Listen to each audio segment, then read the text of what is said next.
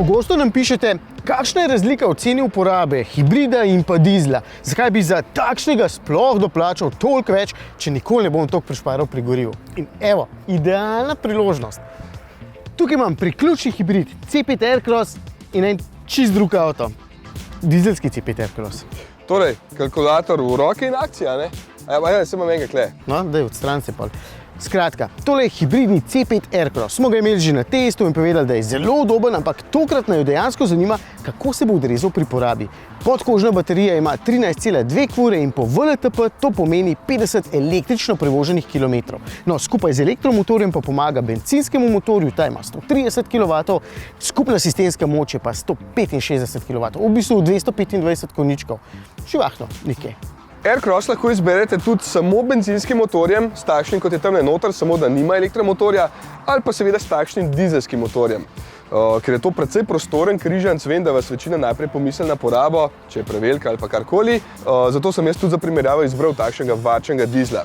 100 km dolga pot naju čaka in na koncu bova izračunala porabi pa primerjala stroške. Si se na filu? Ja, čakam. Ja, odklop se. Čakam tebe. Odklop se, ker veš, da s kablom šel zraven. A si mi zrihtal sendvič? Ja.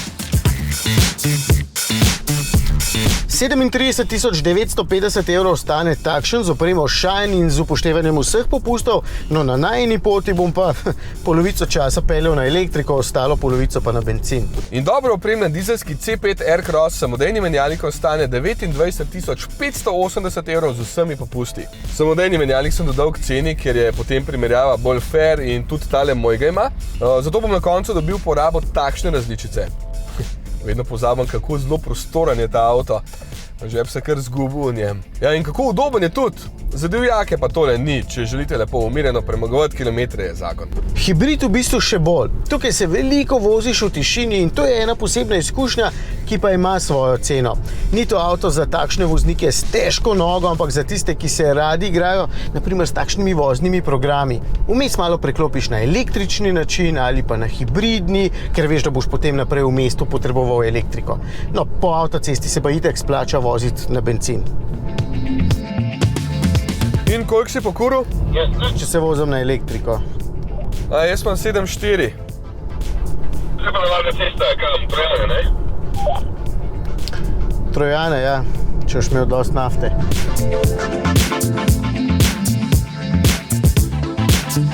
Evo, elektrike je zmanjkalo, torej lahko strošek štroma tako izračunam. 13,2 kWh stane malo manj kot 1 €, če upoštevam zneske z mojega domačega računa. Torej, nizka tarifa z upoštevanjem vseh dajatev in ostalih stvari poleg gole cene kWh elektrike. Prevozil sem pa 46 km, kar pomeni, da jih bom približno toliko še na bencin. Poraba do zdaj pa 0,0. Koliko imaš ti porabo? 4,3 imam. 4,3. Jaz imam 0,0. Ja, prav 0,0. Ja? Prav. Ok, 0,1. Prej sem se igral med semafori s temi voznimi programi, pa se je za moment vklopil bencinski motor. Ampak 0,0.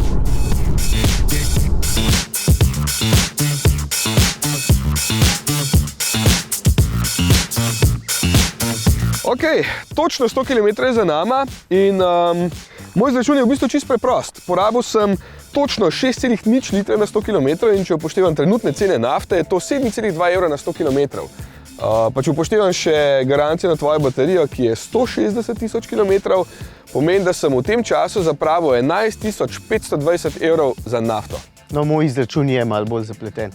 Na tokratni poti sem porabil 3,46 litra benzina, sicer je bila poraba 6,4 litra, ampak sem prevozil na bencin samo 54 km, ostalo na elektriko.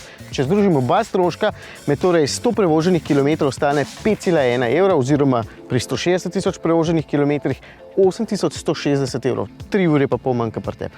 Ja, ampak če upoštevam čisto vse popuste, ki so na voljo, je tvoj avto še zmeraj dražji za 8370 €. Ja, sem je tudi močnejši, pa tišji, bolj prijeten zapeljati. Predvsem pa za vse tiste, ki dnevno prevozite manj kot 50 km in doma pridno polnite, lahko pomeni strošek 100 prevoženih kilometrov v bistvu samo 2 evra. In večina ljudi na dan itak prevoz manj kot 50 km, kar pomeni, da se ves čas lahko peljejo na elektriko ali pa skoraj ves čas. In potem pa ni več razlike med najnima avtoma. Ja, ampak je treba vedeti, da je to samo za prvih 100 km poraba, ne? Ker potem, ko ti zmanjka elektrike, je poraba večja. Jasno, ampak izhajava iz tega, da večina med nami prevoz manj kot 50 km na dan. Okay. No, če se pa slučajno peljete vsak dan od Ljubljane do Maribora in nazaj, potem boste pa res najbrž izbrali dizla, ampak ne boste imeli enega kupa finih stvari potem na voljo, ker so samo pri hibridu. Pa si sam veš, da ni tako vse v denarju. Ja, vsega res ne more pokazati številke, ne? In tudi zaradi tega mi doskrat delamo pri testih to, da govorimo o občutkih, da potem lažje to sploh razumete. Kam boš šel pa zdaj filat?